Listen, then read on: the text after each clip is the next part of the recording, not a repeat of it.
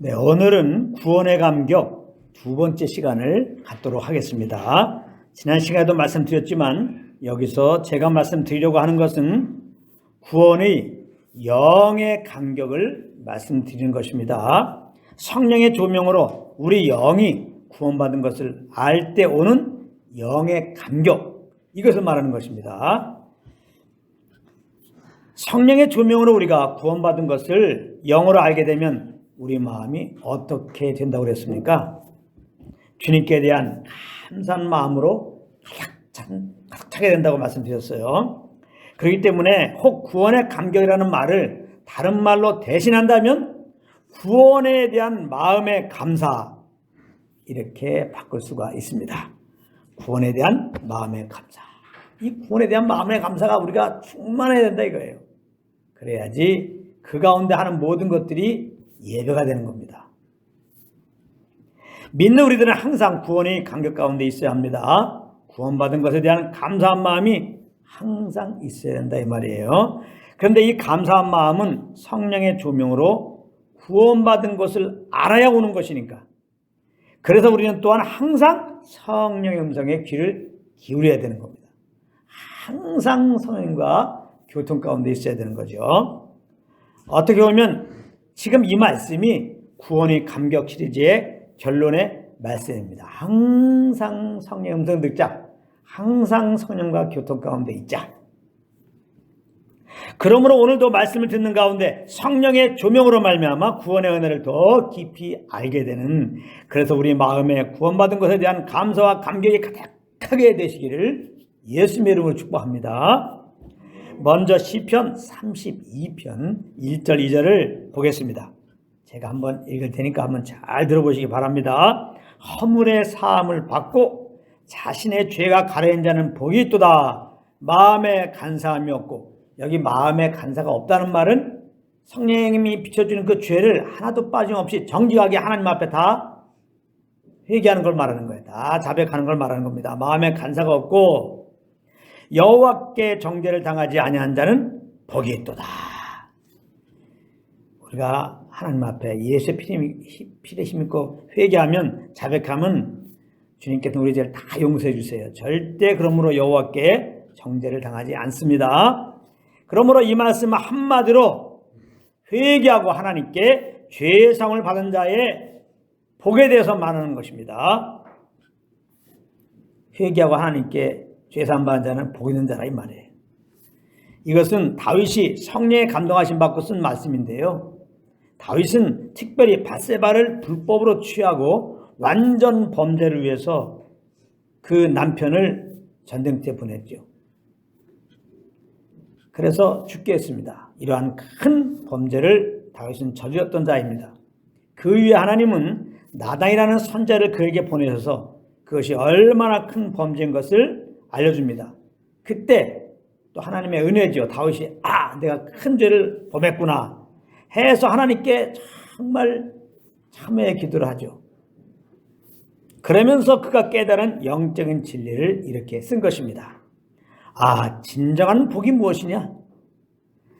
진정한 행복이 무엇이냐? 죄사함 받는 것이라는 겁니다. 죄사함 받는 게 정말 참복이고 죄사함 받는 것이 참 행복이라는 겁니다. 우리가 무엇에 대하여 감격해야 되느냐?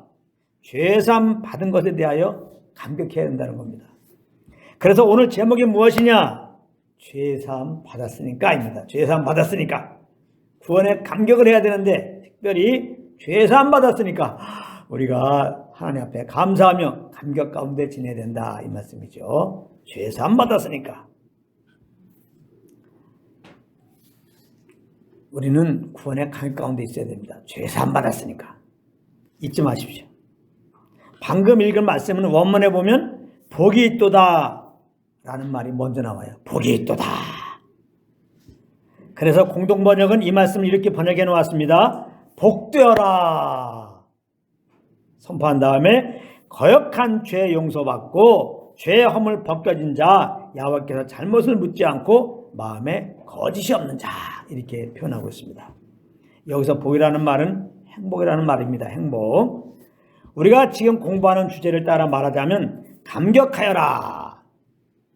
이렇게 표현해도 그렇게 무리가 없는 말씀이라고 생각됩니다. 감격하여라. 죄사함 받은 것 감격하여라. 다윗은 자기가 죄사함 받아 보니까 너무나 감격스러운 나머지 이렇게 피차 공유하는 차원에서 이렇게 죄사함 받은 자들에게 권면하고 있는 것입니다. 우리에게 권면하고 있단 말이에요. 다윗이 죄사함 받은 자들아,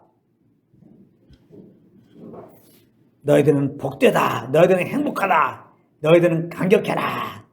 이렇게 지금 다윗이 권하고 있는 것입니다. 또 아직 죄상을 받지 못하고 죄에 눌려 신음하고 있는 영혼들에게 하나님 앞에서 그 죄를 회개하고 죄사함 받아서 자기와 같은 복을 누리게 하기 원하는 마음에서 이렇게 다윗은 성령의 감동으로 글을 쓴 것입니다.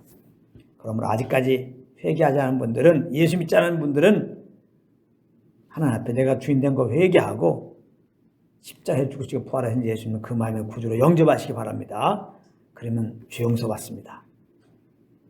그래서 성령으로 말미암아 이 죄 용서 받은 것을 알 때마다 그 감격 속에, 구원의 감격 속에 거하게 될 것입니다. 우리는 예수님의 보혈로 말미암아 죄의 상을 받고 구원을 얻은 자들입니다. 에베소 1장 7절입니다. 우리는 그리스도 안에서 그의 은혜의 풍성을 따라 그의 피로 말미암아 속량 곧 죄 사함을 받았느니라 그랬습니다. 아주 받았어요. 예수 믿고 구원받은 우리들은 속량 받았습니다. 죄 사함 받았습니다. 이거 꼭 기억하셔야 됩니다. 정말 우리가 예수님의 보혈로 죄 사함을 받았다는 사실을 성령의 조명으로 알게 되면 그래서 감격할 수밖에 없는 겁니다.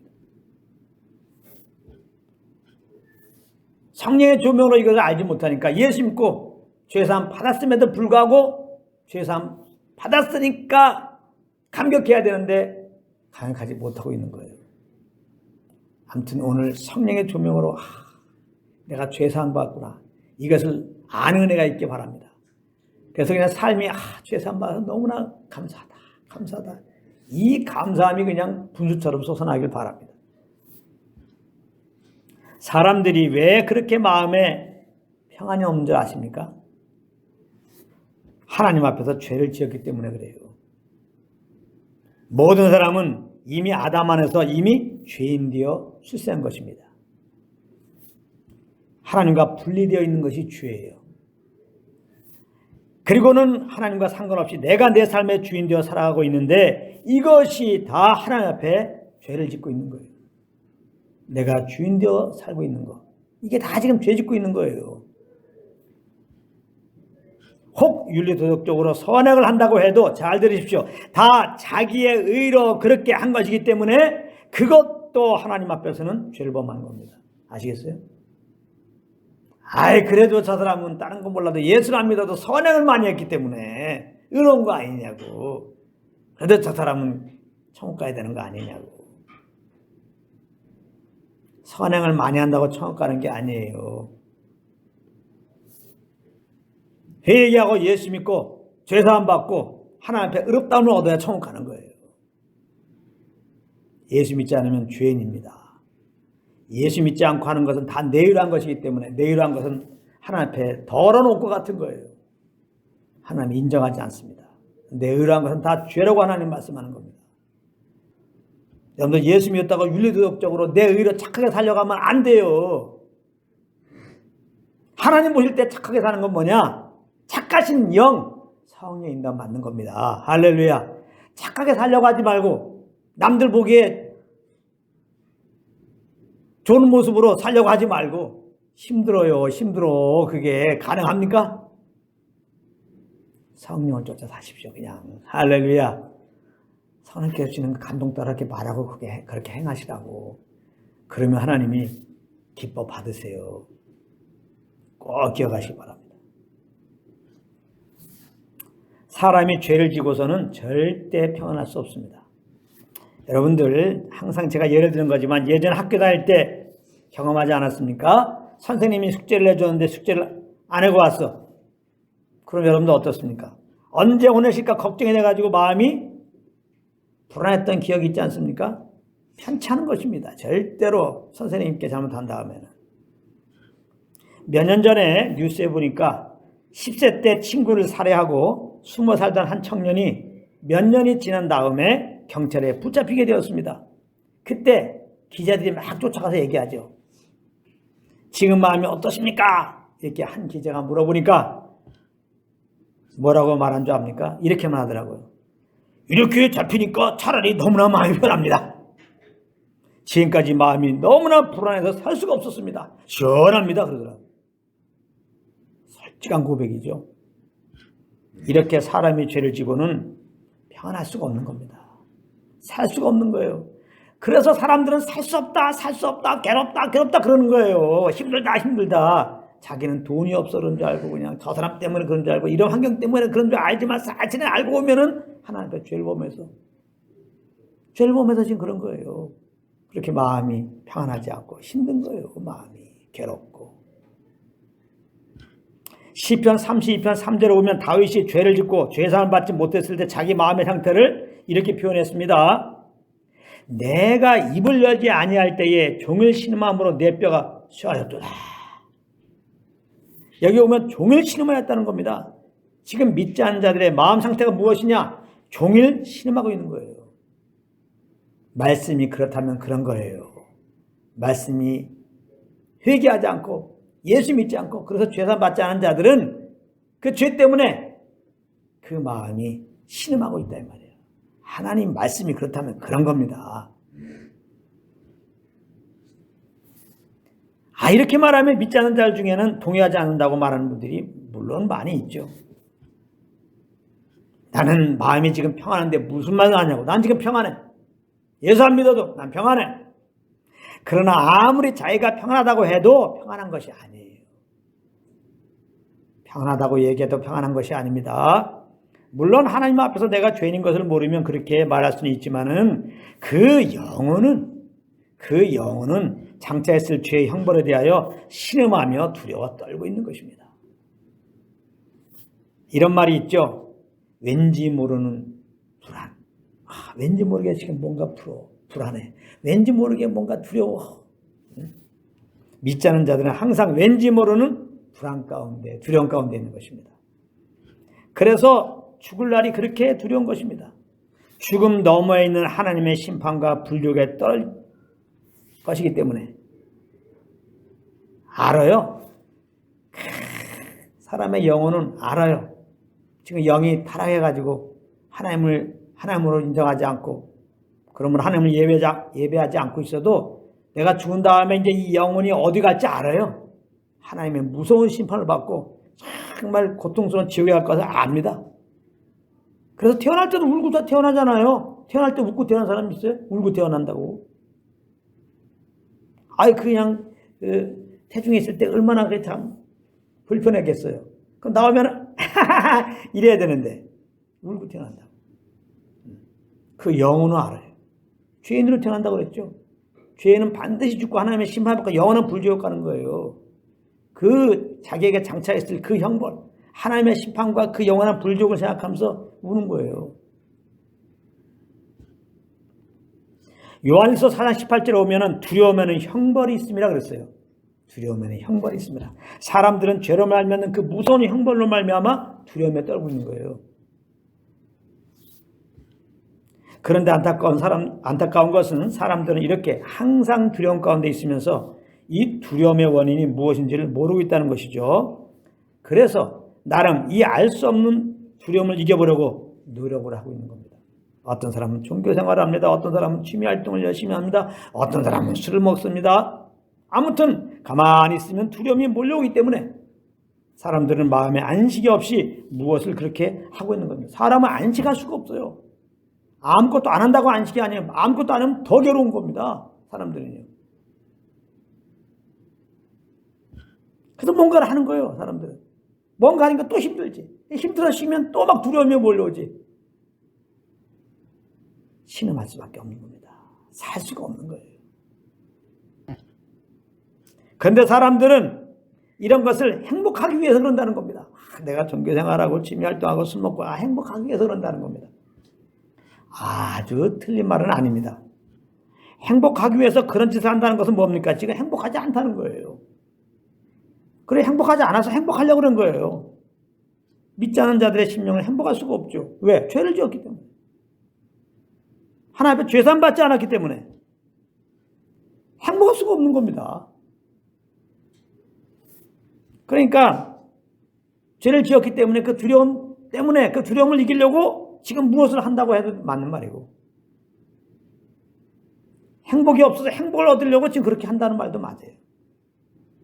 그러나 죄산 받기 전에는 그 어떤 것이라도 행복할 수 있겠습니까? 행복할 수 없죠. 그러니 여기에 문제가 있는 겁니다. 행복하려고 지금 저렇게 열심히 사는데 그 원하는 것을 이룬들 죄산 받지 못하는데 행복하겠어요? 그래서 또 불쌍한 겁니다. 나름대로 행복하기 위해서 그렇게 비전을 걸고 목표를 걸고 그렇게 열심히 지금 사는 거 아니에요. 사람들 공부도 열심히 하고 막 사업도 열심히 하고, 운동선수들 보면 막 얼마나 열심히 합니까? 막 금메달 따려고. 근데 그 성취해봤자 행복이 없어. 그때만이야. 자, 그런데 우리는 어떠한 자들입니까? 예수님의 보혈로 죄산 받은 자들이다 이 말이에요. 할렐루야. 그럼 우리는 어떤 자예요? 두려워하면 안 되죠. 우리야말로 정말 안식과 평안 가운데 지내야 되는 것이죠. 우리야말로 행복하기 위해서 무엇을 하면 안 되는 거죠. 행복하니까, 죄산 받아서 행복하니까 무엇을 해야 되겠죠. 여러분들 행복하려고 무엇을 합니까? 행복해서 무엇을 합니까? 행복해서 무엇을 하는 걸 보고 성령을 쫓아간다는 거예요. 성령님은 우리에게 그 예수의 보혈로 말미암아 죄산 받은 것을 알려주세요. 마음에 평안이 몰려옵니다. 막 감격이 몰려와요. 막 행복해요. 그 행복감 가운데 이제 무엇을 소원함을 줘서 우리가 무엇을 하게 돼요. 그건 다 주님께 영광 돌리는 겁니다. 행복해서 하는 건 주님께 영광 돌리는 거예요. 그러니까 성령으로 하는 거기 때문에, 주님의 은혜를 알고 하는 거기 때문에. 그러나 내가 행복해지기 위해서 하는 것은 아닙니다. 평안하기 위해서 무엇을 하는 것은 아닙니다. 여러분들 행복하고 평안해지기 위해서 기도하지 마십시오. 행복하고 평안하기 위해서 예배드리지 말라 이 말이에요. 종교입니다. 깜짝 놀랄 분이 있어요. 막 기도에 목숨 거는 분들은, 지금 예배에 목숨 거는 분들은 깜짝 놀라셔야 됩니다. 잘못된 거니까. 잘못 알고 있어요. 정말 행복하기 때문에 성령 인도함 받는데 성령 인도함 따라 기도하는 거예요. 너무나 행복한데 그 행복한 가운데서 이제 성령께 주신 소원함 따라 사는데 그 소원함이 뭐야? 주님을 예배하고 싶어. 그래서 예배하는 거예요. 이렇게 돼야 되는 겁니다. 그 마음에 그냥 성령으로 만나는 그런 비침이 없어. 내가 죄사함 받았다. 정말 행복하다. 이런 구원의 감격이 없어. 그런데 그냥 기도를 해야지. 예배를 드려야지. 내가 행복이 없으니까. 그래가지고 행복 찾겠다고, 평안 찾겠다고, 어떤 사람 또 능력 받겠다고 그냥 뭐 기도한 거 가지고 그냥 밤새도록 울부짖고 그냥. 아닙니다. 그렇게 얼마나 힘들어요 그게. 그럼 기도하려도 기도 못하는 사람이 있어요. 지금 막 병 걸려갖고 지금 막 숨 넘어가려는데 어떻게 기도를 해. 그런 사람은 행복할 수 없겠네. 그렇잖아요. 이미 예수 그리스도의 십자가로 우리의 구원을 다 이루신 거예요. 이미 우리에게 평안도 주시고 행복도 주시고. 할렐루야. 예수 믿고 구원받는 삶은 누리는 삶이야. 예수 그리스도가 이미 해놓으신 것을 성령으로 말미암아 이렇게 알고 그 감격 가운데 행복을 누리면서 하는 거예요. 힘든 것이 되면 안 되는 거예요. 사도 바울이 말합니다. 빌립보 교인들에게 편지 쓰면서 내게는 수고로움이 없고, 지금 사도 바울이 감옥에서 지금 빌립보 교인들에게 편지 쓰는 거라니까요. 기뻐하라 그러면서, 항상 기뻐하라 그러면서, 자기 지금 감옥에 있는데 감옥 밖에 있는 사람들에게 기뻐하라 그러면서 이렇게 말할 수 있죠. 감옥 안에서도 주님의 은혜 아래 있으면은 감사하고 그냥 감사한데, 감옥 밖에 있다 하더라도, 아무리 환경이 좋다 하더라도 이 성령의 조명으로 말하면 구원의 은혜를 모르면 그냥 맨날 인상 쓰고 있잖아요. 그러니까 주 안에서 성령으로 말하면 구원받은 거 알고 좀 기뻐하라 그러면서, 내가 너에게 편지하는 것은 수고로움이 없고, 수고로움이 없는 겁니다. 막 행복이 넘쳐서 막 감격이 넘쳐서 그 기운으로 해야 되는 거예요. 그런 은혜가 넘치길 바랍니다. 이제 우리는 예수님의 보혈로 죄 사함 받았어요. 죄의 형벌로 말미암아 두려워하고 있을 자들이 아니란 말이에요. 이거 잘 들으세요. 죄의 형벌로 말미암아 두려워하고 있을 자들이 아니에요. 우리는 예수의 피로 죄 사함 받았으니까 이제 이 구원의 하나님에 대하여 감사하고 감사해야 할 자들입니다. 감사해야 돼요. 예수님의 보혈로 말미암아 죄 사함을 받은 효력의 정도가 어느 정도인지 아십니까? 미가서 7장 18절에 보면 이렇게 말씀하고 있습니다. 다시 우리를 불쌍히 여기소서 우리의 죄악을 발로 밟으시고 우리의 모든 죄를 깊은 바다에 던지시리이다.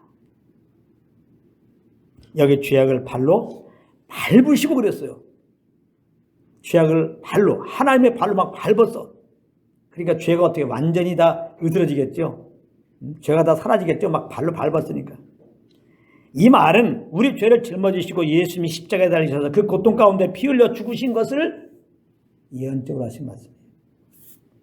하나님은 우리의 죄로 달리신 그 아들을 발로 밟아 죽이셨던 것입니다. 그 사랑하는 아들을. 우리를 죄에서 구원하시려고. 우리에게 죄사함을 주시려고. 우리가 하나님의 사랑을 어떻게 합니까?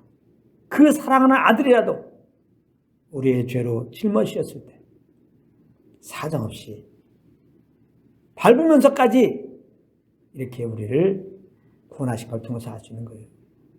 그 십자가를 통해서 주님의 사랑을 알 수 있는 것입니다.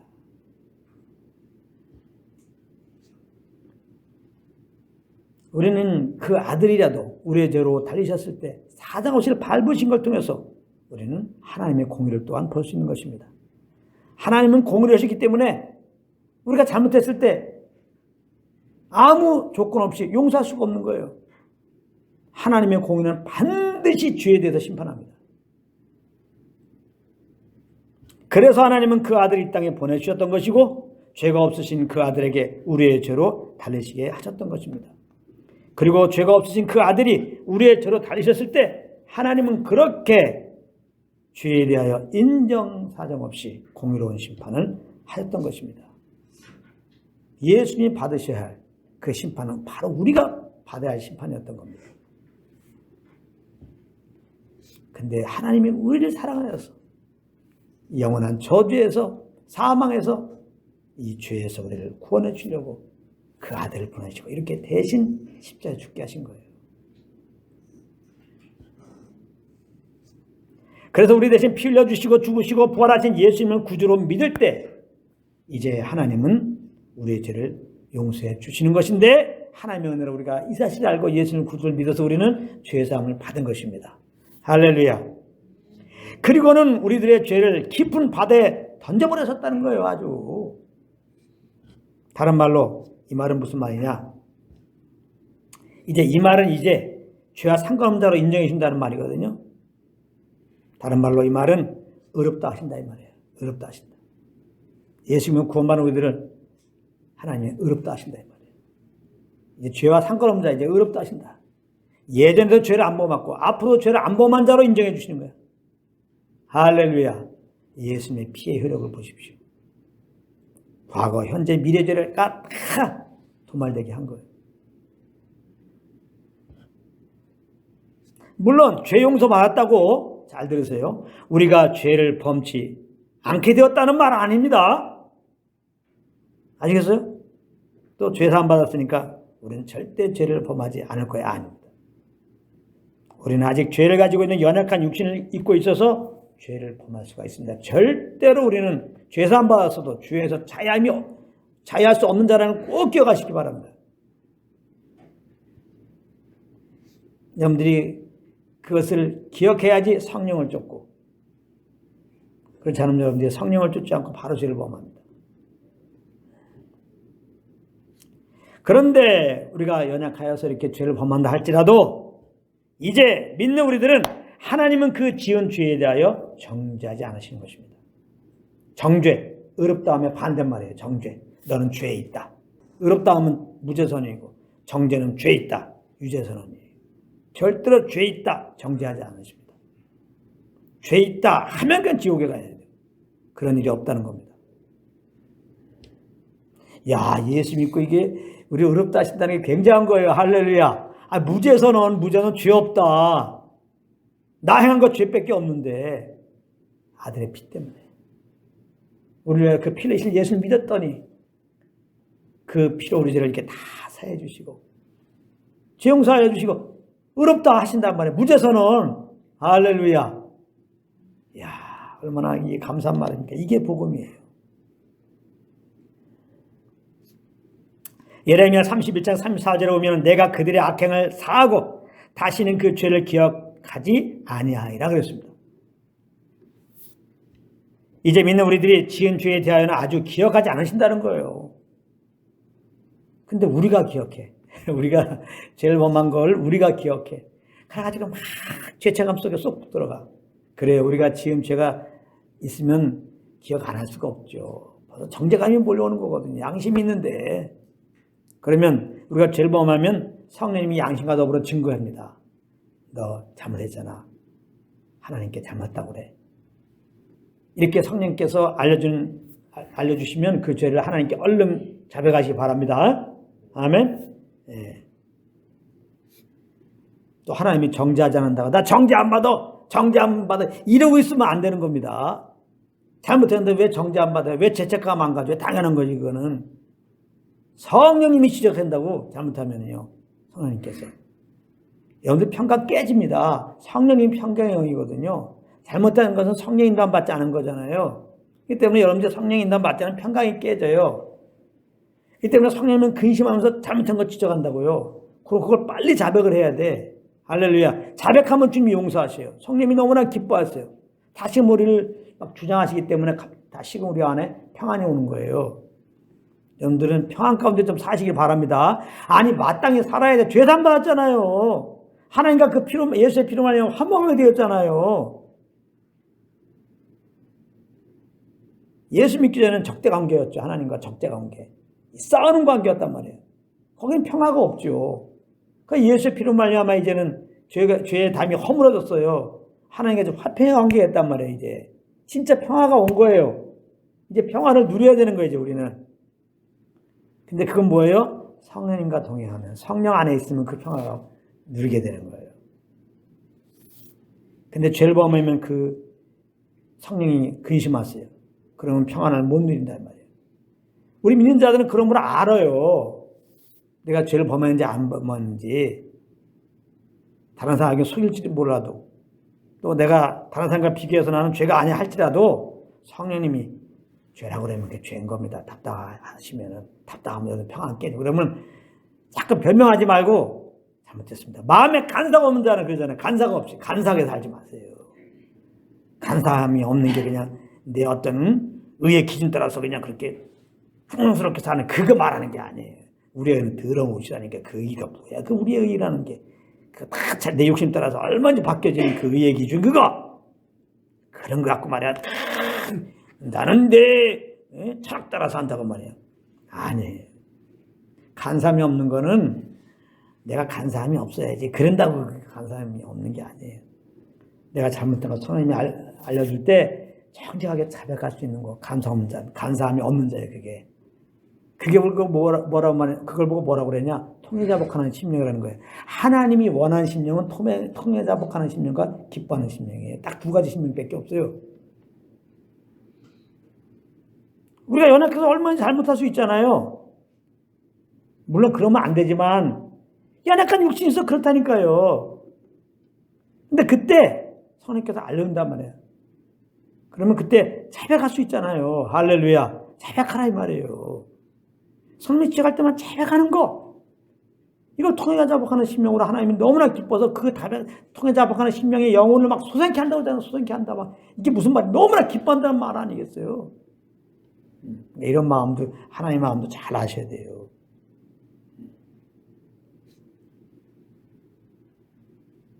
하나님은 우리들이 연약하게 지은 죄에 대하여 분명한 거는 기억하지 않아요. 근데 이 말이 하나님이 우리 지은 죄에 대해 기억하지 않는다는 말이 무슨 의미냐? 그러니까 믿는 자들은 마음대로 죄를 지어도 된다. 기억하지 않으니까 그렇게 생각할 수 있어요. 하나님은 뭐 죄를 기억하지 않는다고 그랬는데 뭐 좀 마음대로 살아도 되지 않을까, 이런 사단으로 말미암는 잘못된 생각들을 가질 수가 있어요. 근데 하나님이 우리 죄를 기억하지 않는다는 말은 이제 그리스도 안에 있는 우리들은 정죄하지 않으신다. 정죄하지 않으신다. 난 죄 있다, 요 죄이나, 이렇게 하지 않는다. 얼마나 기가 막혀요. 우리가 조금 지나보면 어떻게 해요? 죄인이다, 난 죄인이야. 하나님 버렸어, 이렇게 벌써 딱 그렇게 되죠. 이제 기도해도 안 듣고 이제 벌써 하나님께 내가 완전 나에게 등을 돌렸어, 막 이렇게 생각되잖아요. 그렇게 하지 말라면 하나님은 정죄하지 않아요. 아무리 이거 잘못해도 정죄하지 않습니다. 이 죄인아, 그렇게 취급하지 않는다. 우리가 아무리 죄를 범해도 하나님은 우리 아버지로서 너무나 사랑하시는 아들을 바라보는 그 눈으로 일단은 대하신다는 사실. 완전히 하나님 나의 아버지 되시면 오늘 꼭 기억하시기 바랍니다. 그래서 기도할 때 하나님 아버지라고 그러는 거야. 쉬지 말고 기도하라 그러면서 예수님이 뭐라고 그랬어요? 기도할 때는 하나님 아버지라고 그래요. 다 이유가 있는 거. 하나님 아버지. 내가 아무리 잘못해도 아버지는 나의 아버지고 나는 그분의 아들 아니에요. 내가 아무리 잘못해도 하나님 나의 아버지고 나는 그분의 아들이에요. 정죄받으면 그 아들됨이 믿어지지 않죠. 난 죄인인데, 난 심판받아야 되는, 난 지옥 갈 자인데, 하나님이 노하는 대상이지, 하나님이 저주할 대상이지, 이렇게 생각돼 버리잖아요. 완전히 정죄를 받으면 하나님과 멀어지게 되는 거예요. 하나님께 나갈 수가 없죠. 무서워서, 두려워서. 그래서 그 정죄 가운데 회개한들, 그 정죄 가운데 똑바로 살려고 한들, 그거 다 내가 하는 거니까 그게 또 됩니까? 내 마음 따라 더 큰 정죄가 오는 거죠. 그래서 우리는 이 복의 말씀을 꼭 붙잡아야 돼요, 여러분들. 복의 말씀을 따라서 주님 섬기지 않으면은 우리 연약해 넘어질 수 있잖아요. 넘어질 때 문제가 되는 거예요. 정죄를 받게 한다고. 그래서 더 내 의로 열심히 내지만 그게 언제까지 되냔 말이에요. 번아웃 되는 거예요. 주님께 못 나갑니다.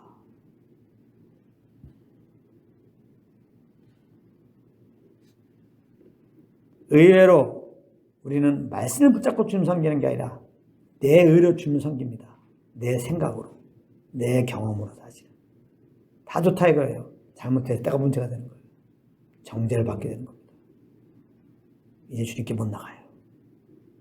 다 좋은데, 좋아요. 그렇게 정죄 가운데 이렇게 살아봐요. 그렇게 다른 복음 전하고, 그렇게 예수 믿고 구원받아 잘못하면 지옥 간다고 얘기해 보세요. 그래 똑바로 살려고 해보십시오. 똑바로 살게 되나 정죄를 받게 됩니다. 그러니 예수 믿고 구원받은 자들에게는 뭘 증거해야 돼요? 잘못하면 지옥 갈 수 있다. 이건 말이 안 되는 거죠. 그게 아니고 우리 안에 계신 그 성령님과 교통하며 사십시오. 그 음성의 귀를 기울이고 그 인도함을 따르십시오. 이거밖에 할 게 뭐냐 이 말이에요. 그러니까 제가 그것만 증거하는 거예요. 다른 거 할 게 없어. 믿는 자들은. 안 믿는 자들에게는 회개하고 예수 믿으라는 말밖에 없는 거예요.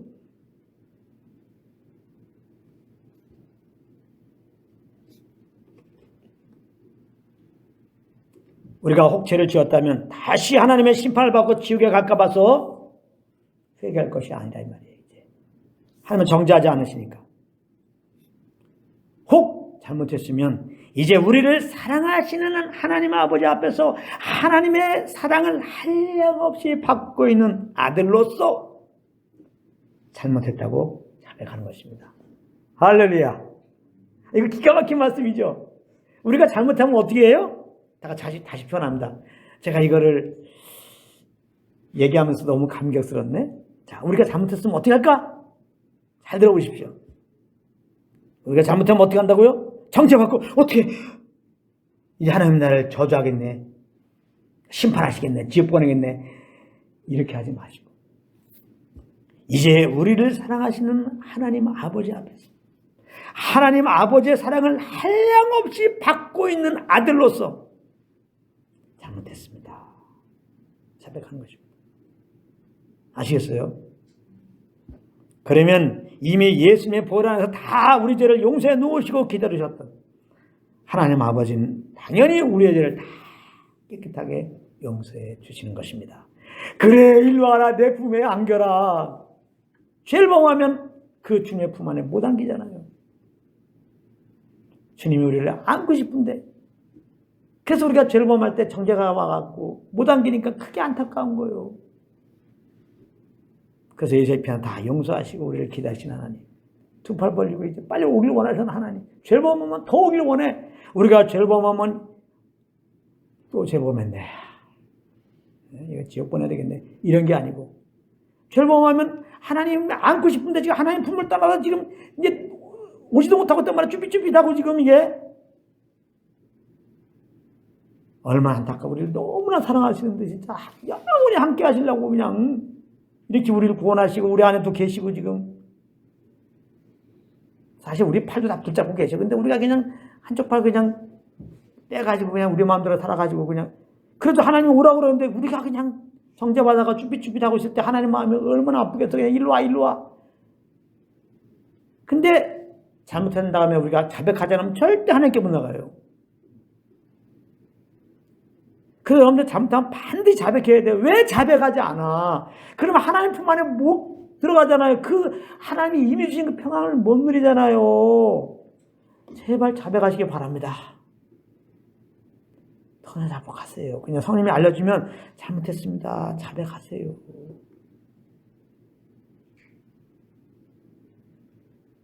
여러분들 영혼은 또 신음하게 돼요. 토하지내지 않으면. 어떤 분은 그런 분들이 있어. 자백하는데 이게 너무 죄송해서 이게 맨날 똑같은 죄를 맨날 범해가지고 이게 걱정하지 마세요. 하나님은 70번씩 7번에도 용서하신 분이에요. 아멘. 베드로가 그냥 어느 날 떠르르 예수님께 와서 예수님 형제가 잘못했는데 7번 정도 용서하면 되겠습니까? 사랑받으려고. 대단한 신앙인이라고 사랑받으려고. 7번 용서해 준 사람이 없어요. 그러니까 얘기한 거야. 나는 7번 용서! 이렇게 얘기한 거야. 그러니까 예수님 바로 70번씩 7번에도 용서해 주라. 내가 너를 그렇게 용서했다는 거야. 너가 나에게 잘못한 거 생각해봐. 7번이냐, 지금 70번씩 7번. 7은 완전 소아니야. 너는 완전 죄덩어리야, 죄덩어리. 넌 죄덩어리다.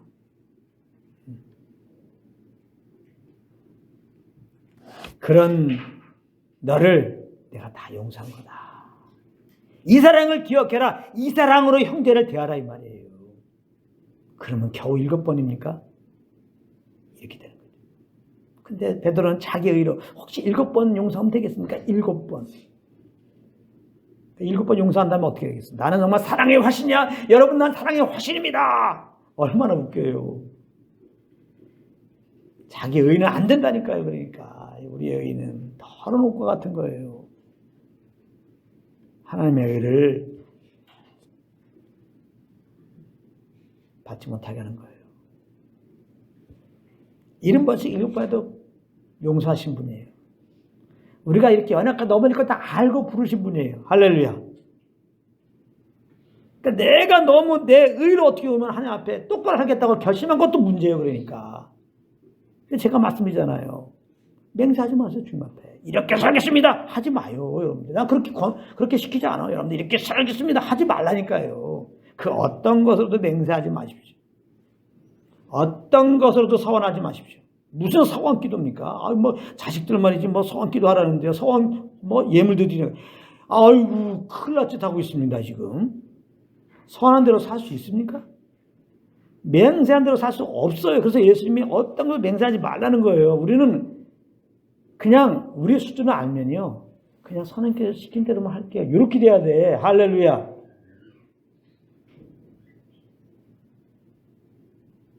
주님이 가라 그러면 그냥 가고 주님이 서라 그러면 그냥 서라겠습니다. 이렇게만 여러분들 마음을 가지시기 바랍니다. 그게 주님 안에서의 자유함이에요. 세상적으로 살 땐 그러면 안 되죠. 그렇게 물에 물 탄들 술에 술 탄들 아이고 내가 없어.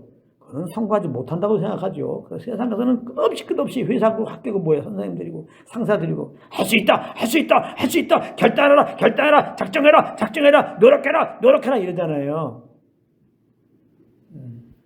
그냥 죽어라 죽어라 그 말하고 똑같아요. 그렇게 가르침 받았으니 가정에서 또 학교에서 또 그런 마음으로 또 직장생활하니까 사람들이 거의 죽으려고 그러는 거예요. 이렇게 내가 공부를 열심히 하고 이렇게 내가 사업을 잘하고 이렇게 내가 살아가려고 작심했는데 어때요? 안 되잖아. 그 작심이 큰 만큼 실망이 크죠. 스스로에 대해서. 예민한 사람은 우울증에 빠지죠.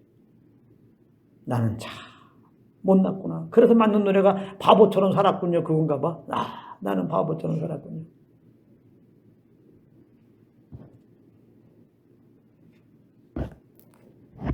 성경 말씀은 우리의 의를 더 복돋아 주려고, 내가 뭔가 할 수 있다는 것을 복돋아 주려고 준 책이 아니에요. 나는 아무것도 없으면 죄덩어리구나 이거 알려고 성경책 준 거예요.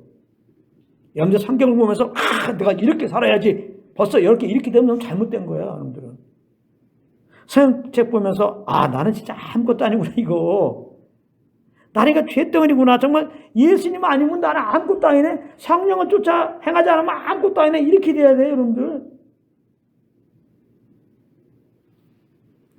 제가 자는 설교를 듣고 할 수 있어. 이제부터 내가 모든 거 할 수 있어. 기도도 잘 수 있고 전도도 잘할 수 있고 내가 이제는 정말 신실한 주님의 사역자가 될 수 있어. 여러분들 그런 마음 가지면 땡땡땡이에요. 저는 여러분들이 그런 사람 만들려고 설교하는 게 아니에요. 제 설교 듣고 그럴 수 있다고 생각했다, 이게 너무나 잘못된 거구나.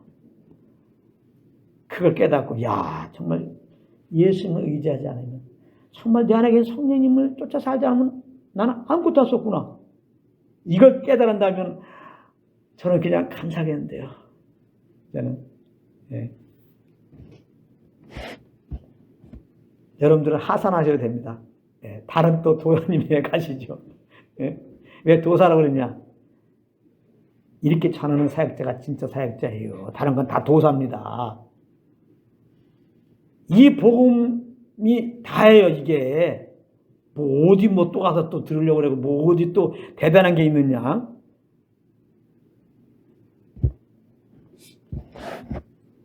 여러분들 오늘 말씀 드리면서 정말 나 연약한 존재구나, 한없이 연약한 존재구나, 죄에서 잘렸었구나, 정말 주님을 의지하지 않으면, 성령을 쫓아하지 않으면 또 죄를 범하는 존재구나, 여러분들 철저히 깨닫고 정말 이제부터는 정말 오직 내 안에 성령의 음성을 듣고 그분이 주는 인도함만 따라 살아야지라고 결단했다면 여러분들 정말 귀한 사역자로부터 말씀을 들은 꼴이 되니까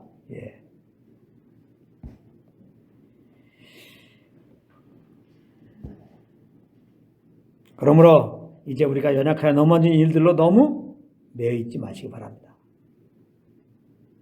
이것도 어떻게 믿는 자의 특권이에요. 안 믿을 때 어떻습니까? 잘못하면요, 잊어버려집니까?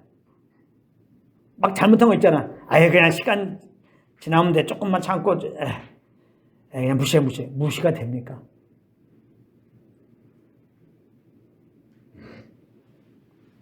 그래서 맨날 후회하는 거예요. 인생들은 후회의 연속입니다. 잊으려도 안 잊어버려져요. 그래서 미치는 거예요. 성경이 그러면 그런 거예요. 세상 사람들은 그냥 다 미쳐서 하는 거예요. 성경적인 표현입니다. 전도사 미쳤다 그러잖아요. 미쳤다.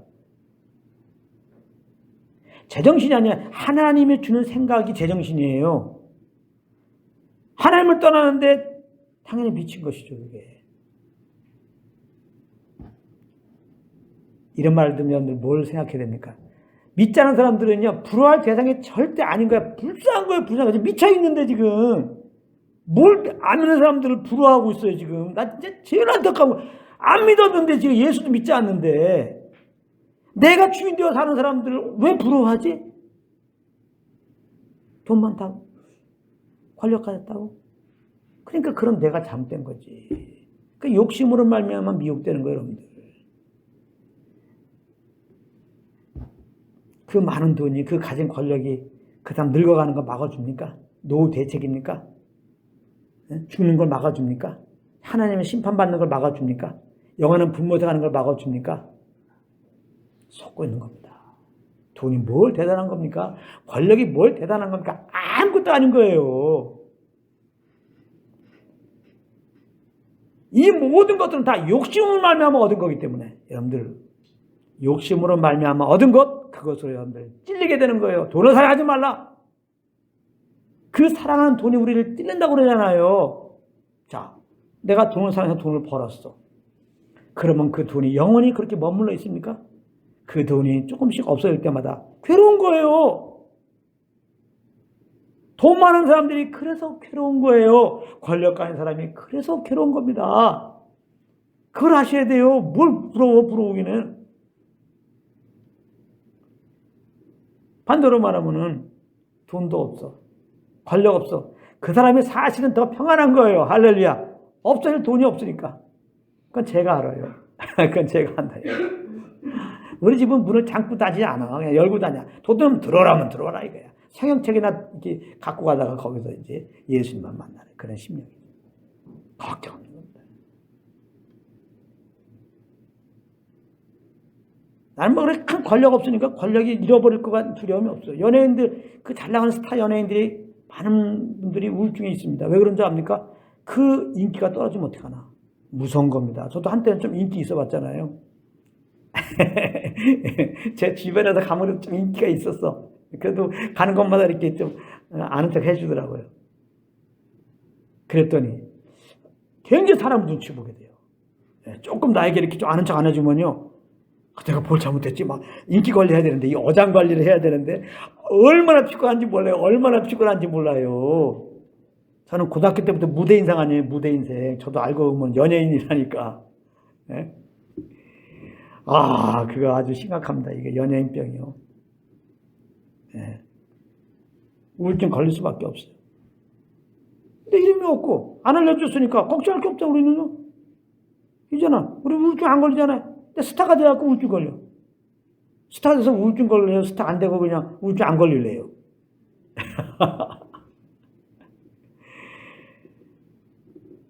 그러니까 우리가 성령 쫓아가다 보면 스타도 될 수 있고 뭐 돈도 벌 수 있고 주님이 어떤 영광을 위해서 걸려도 갈 수 있죠. 그러나 우리는 그 돈을 위해서 이렇게 한 게 아니잖아요. 주님이 너무 감사해서 그냥 이렇게 살다 보니까 그런 거죠.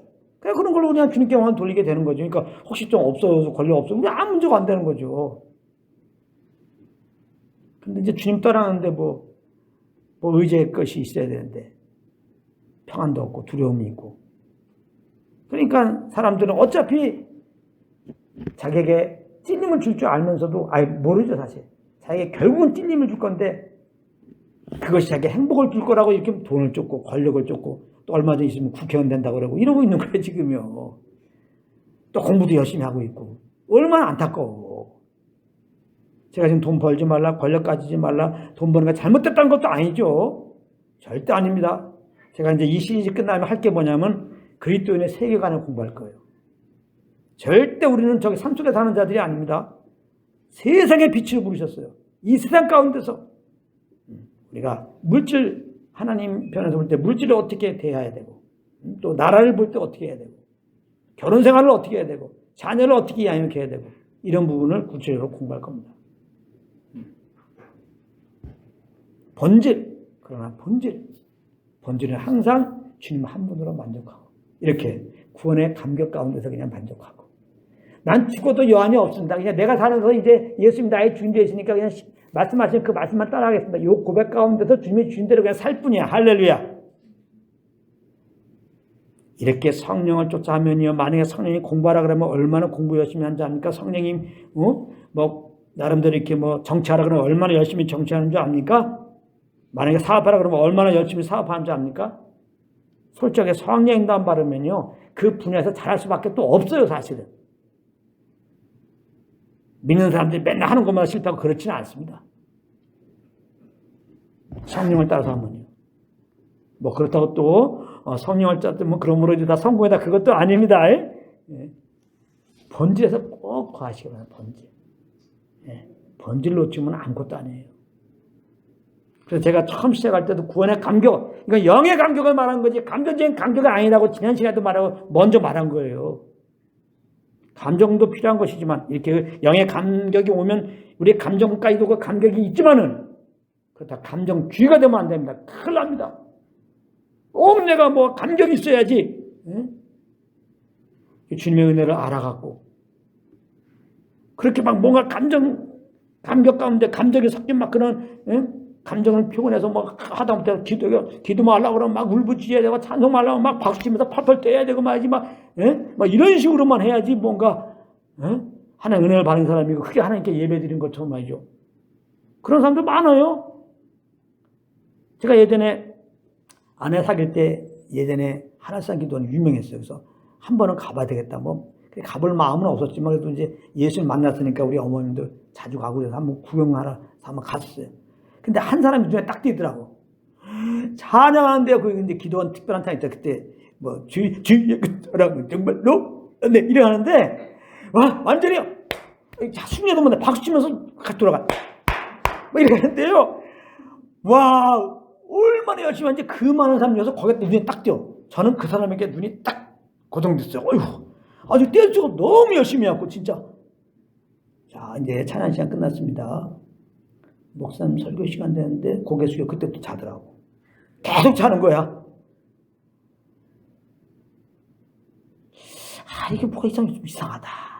또 미국에 가서 그때 이제 뭐 한번 예배 드리는데 매일매일 예배 드려요. 그 프랑스 불교에.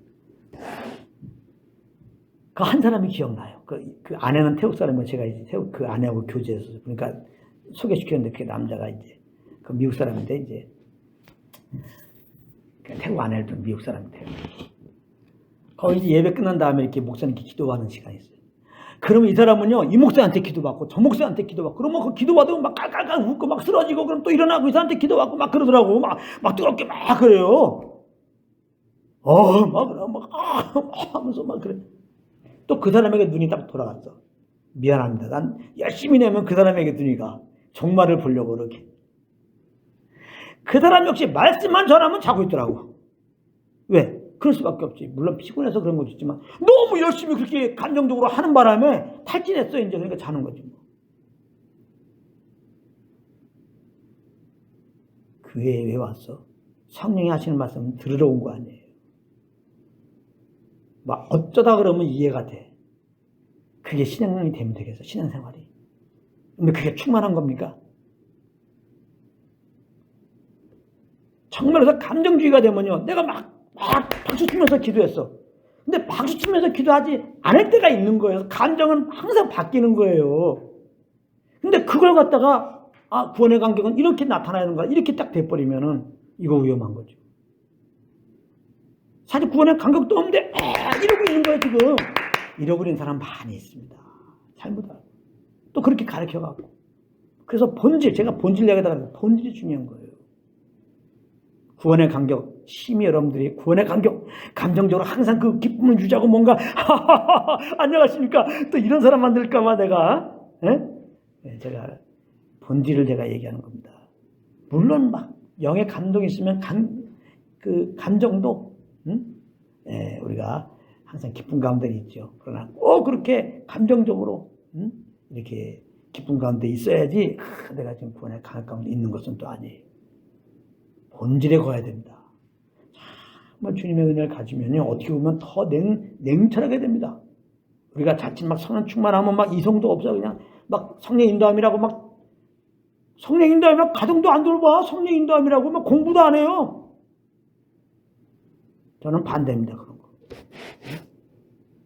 아까 말했죠. 성령께서 공부시키면 공부하라고 그러면 공부를 해야지. 성령 인도함이라고 직장 가는데 자기가 할 일이 있는데 서양책 보고 있어. 저는 그거 반대입니다. 성령님이 직장생활 허락해갖고 다 자기 직분 있으면 열심히 해야죠, 그거를. 그거 하는 시간에 왜 월급도 받으면서 그거 기도하고 앉아있고 성경책 보고 있냐고. 딴 시간에 해야지. 이런 걸 갖다가 막 성령 충만으로 보면 안 돼. 성령 충만 받으면 더 냉철하고 더 이성적이 돼요. 이성도 하나님이 우리에게 만드신 거예요. 할렐루야.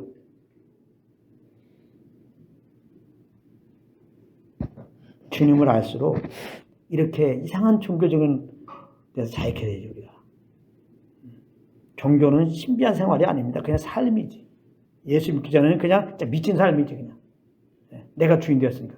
예수 믿는 다음에는 나의 참 주인을 알았고, 주님의 그 인도함을 따라서, 하나님의 주님 그 이성을 따라서, 그런 감정도 컨트롤하고, 그렇게 우리는 하나님 알아간 모든 영역 속에서 우리는 살아갈 수가 있는 거예요.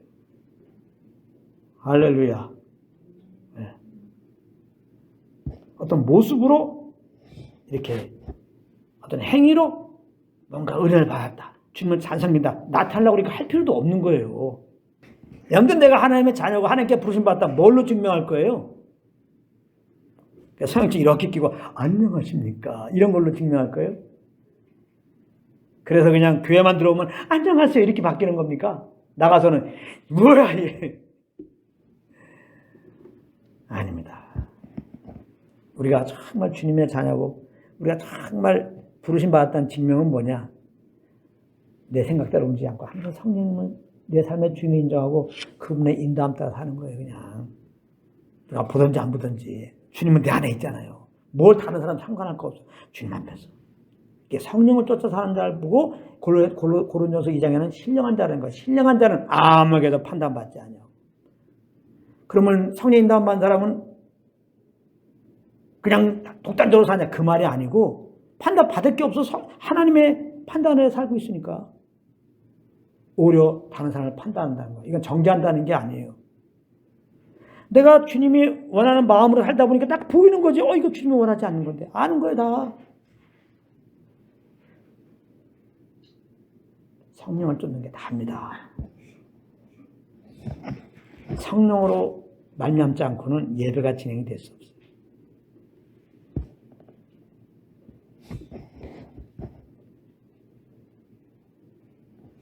그래서 다시 쪼르륵 돌아와서 우리가 이제 하나님의 아버지고 하나님의 아버지고 자녀가 되어 잘못하면 잘못할 수 있어요. 정말 사랑하시는 아버지께 하나님의 사랑을 받고 있는 아들로서 잘못했습니다. 자백하시기 바랍니다. 이름 멋이 7번에도 용서받습니다.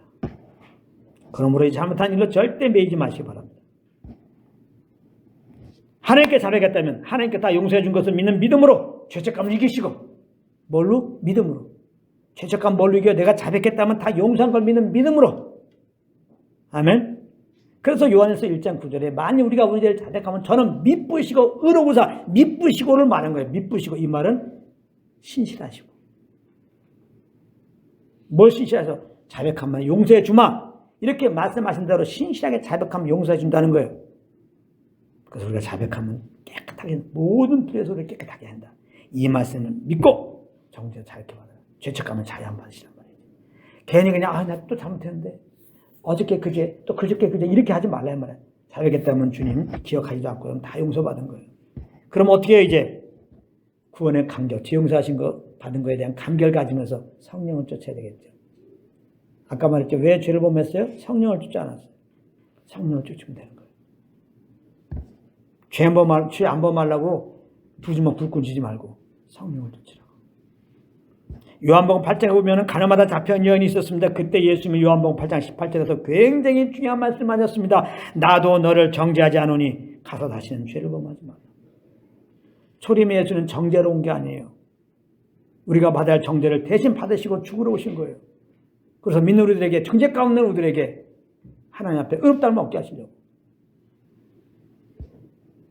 여러분들 그러나 재림의 예수는 다릅니다. 그는 만왕의 왕으로서 안민자를 심판하러 오시는 겁니다. 예수님이 오시기 전까지 예수 민자는 복되도다. 자, 나도 너를 정죄하지 않은 게 뭐야? 다시는 죄를 범하지 말라. 굉장히 중요한 말씀입니다. 다시는 죄를 범하지 말라. 하나님께 죄 용서받고 그러므로 정죄를 받지 않은 자들은 어떻게 살아야 되느냐? 다시 죄를 범하지 말아야 돼요. 우리가 지금 죄사함 받은 거 얘기하겠죠. 죄사함 받은 자는 어떻게 살아야 돼요? 다시 범죄하지 말아야 돼요. 다시 범죄하면 안 돼요. 다시 죄를 범하시면 안 돼요. 다시 죄를 범하면 안 된다고. 죄사함 받았으니까 물론 구원에 대해서 강력하십시오. 그래요. 그 간격을 더 유지하고 그 강력 가운데 사는 길은 뭐야? 죄를 범하지 않는 길이에요. 죄사함 받았으니까 죄를 기억하지 않으니까 다시는 우리 그리스도 한 자는 정죄하지 않으니까 죄를 범해도 된다. 이 말이 아니고 죄를 범하지 말라고 말씀하셨어요. 굉장히 중요한 말씀입니다.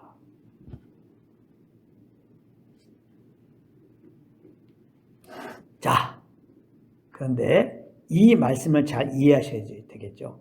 다시는 죄를 범치 말라는 말이 무슨 의미냐? 이것은 우리의 의로 죄를 범하지 말라는 말씀이 아닙니다. 이걸 잘 아셔야 돼요. 몸에는 못밖에 안 보인다고 완전히 복음에서 열리지 않으면 그렇게 보여요. 예수님이 지금 말씀하시니까 다시는 죄를 범하지 말라. 여러분, 가늠한 여인은 예수님이 용서하신 다음에 다시는 죄를 범지 말라고 그랬죠. 우리 예수님께 용서받은 자로서 죄를 범하면 되겠습니까? 다시는 죄를 범하지 마시기 바랍니다. 이렇게 전할 수 있단 말이에요. 그래서 성경을 복음의 안경으로 봐야 되는 거예요. 재해석이 필요하다 이 말이에요. 재해석이. 어떻게? 내 사사로운 생각이 아니고 안경을 쓰고 복음의 안경을 쓰고.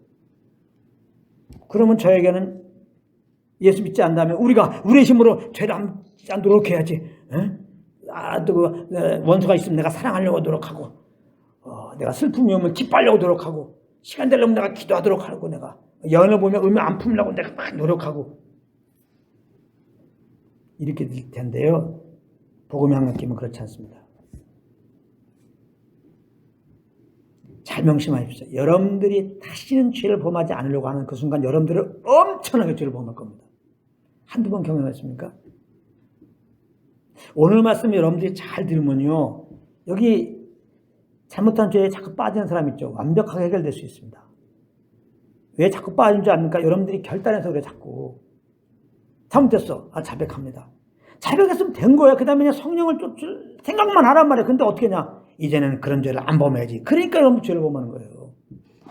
이 기가 막힌 말씀 아니에요 이게? 우리 얼마나 많이 잘못하면 그거 안 하려고 노력하네. 그러니까 안 되는 거야. 또 넘어가요 그거. 여러분들 그러잖아. 다시 내가 원치 않게 야단쳤어. 그러니까 안 좋지요. 다음에 야단치지 말아야지. 야단치지 않게 되냔 말이에요 그게. 이런 것부터 시작해서 여러분들이 아무리 똑바로 정하면요. 그 정한 것 때문에 못 산다니까, 그게. 이걸 제가 얘기하는 거예요, 이 답을.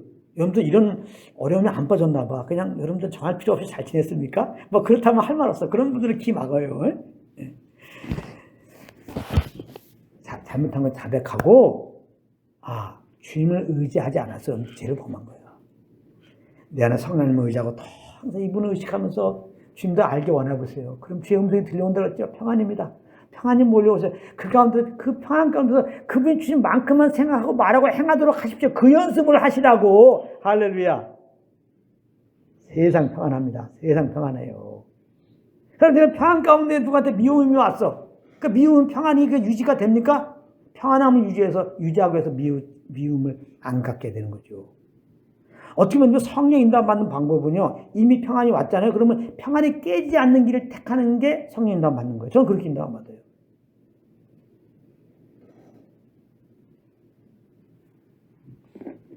어떤 경우 내가 저한테 이렇게 말을 쏘아 붙여야 되겠는데 그렇게 또 해야 돼. 할 것 같아. 근데 만약에 그렇게 하려고 했더니 말에 평안이 없어도 하지 마요. 그거예요. 항상 평안 가운데서 하세요. 기다렸다가. 그게 인도함이에요. 그렇게 평안 가운데 살게 힘쓰는 건 돼요. 자백한 다음에 그렇게 성령 인도함 따라 살기 위해 힘을 쓰라 이 말이에요. 자, 그럼 답이 나왔죠? 예수 믿고 구원받은 사람들, 죄산 받은 자들 다시 죄를 범치 말아야 하는데 다시 죄를 범하지 않는 게 뭐예요? 성령 인도함 받는 거예요.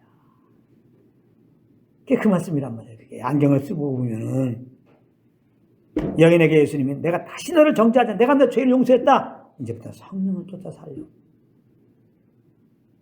그렇게 여인에게 말씀하신 예수님은 하늘에 올라가시고 죽으시고 부활한 다음에 하늘에 올라가시고 믿는 우리들 가운데 지금 성령으로 오신 거예요. 예수님은 동일하신 분이에요. 동일하게 지금 말씀하셨죠. 내가 널 용서했거든. 다시 죄를 범하지 말라. 즉 나와 함께 가자 말씀하는 거예요.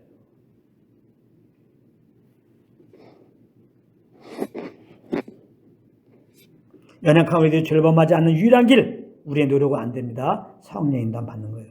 갈라디아서 5장 16절 내가 이르노니 너희는 성령을 따라 행하라. 그리하면 육체 욕심이 유지 아니라 하나님이 저에게 주신 부르짖는 말씀이기도 합니다.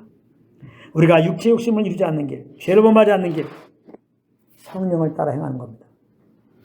그래서 우리가 성령을 따라 행하면 이런 죄덩어리인 나를 예수님의 보혈로 죄 용서해 주시고 의롭다 해주신 하나님의 이 구원의 은혜가 얼마나 감사함으로 감격으로 다가오는지 모릅니다. 마음의 평안이 몰려오는 것은 말할 수도 없고요. 너무나 이내가 감사해서 감사 외에는 주님 앞에 할 말이 없는 거예요. 구원의 감격. 이 죄사함을 받았으니까 성령의 조명으로 이것을 알게 되면 감사밖에 할 말이 없어요. 감사합니다. 제 용서하신 거 감사합니다. 네. 이런 은혜가 여러분들 삶 가운데 아주 넓어지시기를 우리 주 예수 그리스도 이름으로 축복합니다.